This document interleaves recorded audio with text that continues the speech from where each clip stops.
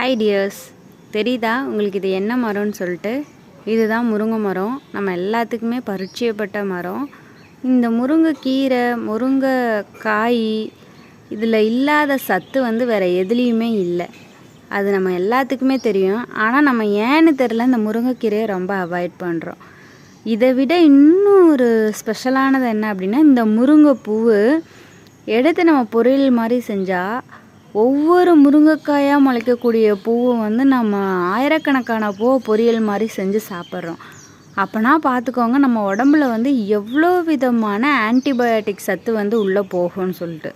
So don't miss it. எங்கே நீங்கள் முருங்கைக்கீரையை பார்த்தாலும் கொஞ்சம் கூட கூச்சப்படாமல் கேட்டுருங்க, கொஞ்சம் முருங்கைக்காய் இல்லை கொஞ்சம் முருங்கைப்பூ தாங்க, முருங்கைக்கீரை தாங்கன்னு.